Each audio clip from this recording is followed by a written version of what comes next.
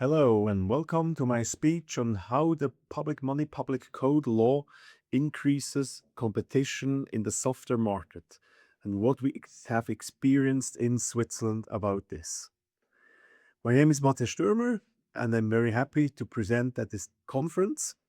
I'm head of the Institute for Public Sector Transformation. We are a team of around 60 members and researchers all about open source technologies, digital sovereignty, digital transformation, public procurement, and many other topics. So today, I would like to talk to you about the effect of the public money, public code law. You have definitely heard about this concept, which claims that governmental institutions, public sector, is supposed to publish all its code as open source software in order that others can reuse the software and actually improve it, decrease cost, and improve services from public sector. Now, what happened in Switzerland? In Switzerland, we have quite a active open source community. We monitor around 230 public institutions, but also schools, but also companies, which release since many years open source software. Open source software released on GitHub, but also in other places. We are able on this ossbenchmark.com website to monitor it. Now, since actually January 2024, there is a new law called the Federal Act on the Use of Electronic Means to Carry Out Official Tasks, or short EMOTA. This EMOTA law actually obliges the federal administration to disclose the source code of all of its software it owns below open source licenses.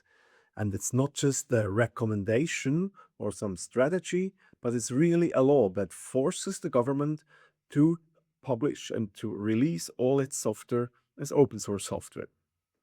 Of course, there are exceptions. Exception, for example, if the intellectual property doesn't belong to the government, so if there are third-party rights involved, and also if there's security relevant software which is not allowed that to be published because of legal or because of security reasons. So if, for example, some secret agency creates a tool which helps to preserve privacy or security in Switzerland, and nobody has ever to know that this software exists for security reasons, then it does not need to publish the software.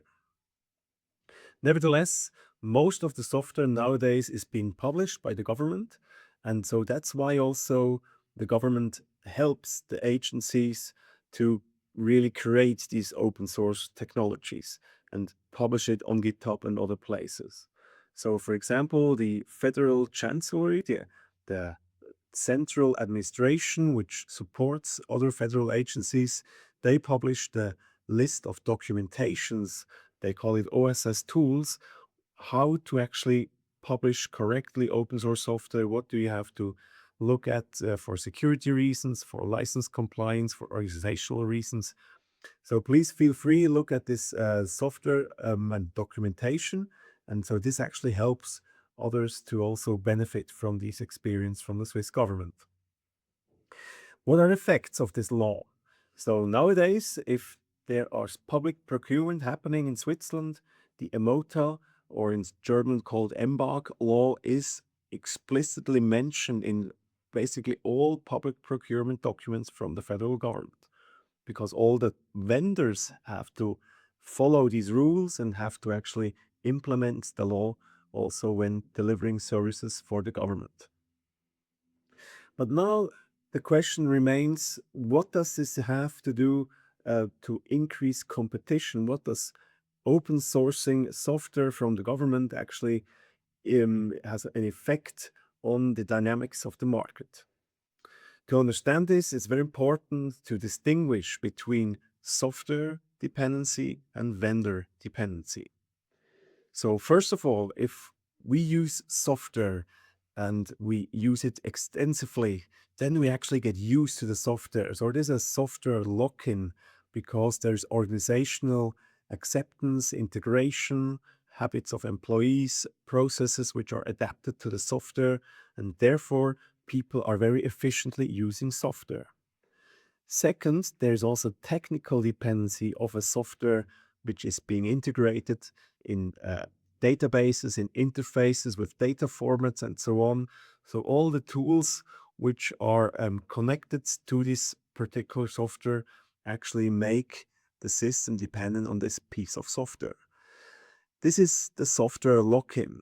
And in fact, that's nothing bad, because the more you are integrating a software, the more the organization is used to actually apply the software, then the more efficiently it's being used.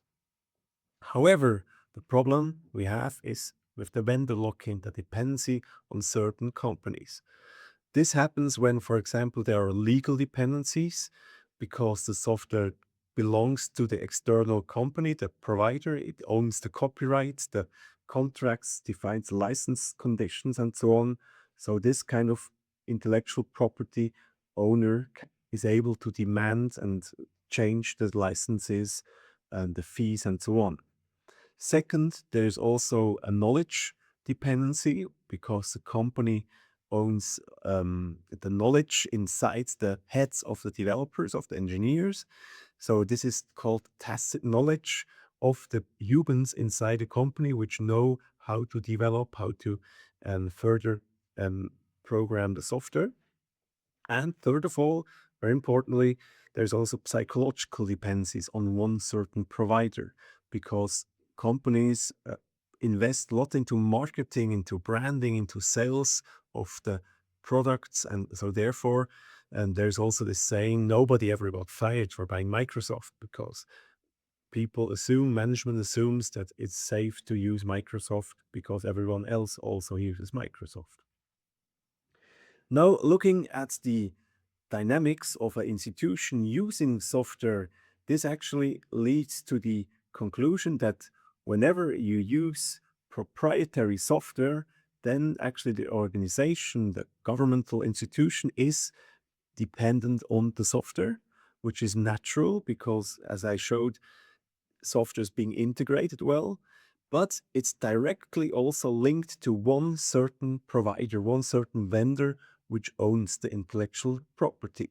So that's where the vendor lock-in occurs. However, on open source software, the situation is different. It's the same when actually the organization uses the software, takes a copy, an instance of the open source software. It becomes dependent on the software, as I explained, with the habits and the technical interfaces. However, if there's certain service provider which is able to provide competent services because they have contributed to the open source software, then actually the organization is able to switch the provider if it's not happy anymore, if the provider is actually increasing the prices enormously and so on. So therefore, it's possible to switch the provider, which brings us to the conclusion that the infrastructure may remain the same. So the company, the organization is able to use open source software while actually switching the service provider, because there is this vendor, there's very little vendor dependency. So it's able to autonomously to actually create these switches of the vendors, but stay and stick with the software, with the open source software. Nevertheless, it's necessary that there is a market of open source soft service providers. And that's where actually the idea of the open source directory comes in. This is a directory, a huge database of over 200 or around 200 open source providers, which are able to provide services for customers regarding certain open source products. Now, the open source directory, it's a user-generated content in 4 languages, in German, French, English, and Italian, and actually includes lots of different information all around open source software. So you can connect the vendors with clients, with products, with events, with success stories, and so on.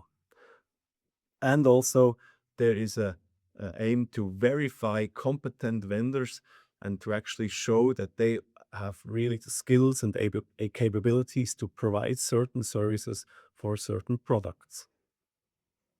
So yeah, let's have a look at the website ossdirectory.com. And if you're interested reading more about open source and the vendor lock-in and how to reduce vendor lock-in with open source software, I welcome you to read this article recently published on the Bern University of Applied Sciences website. Thank you very much for your attention and have a nice day.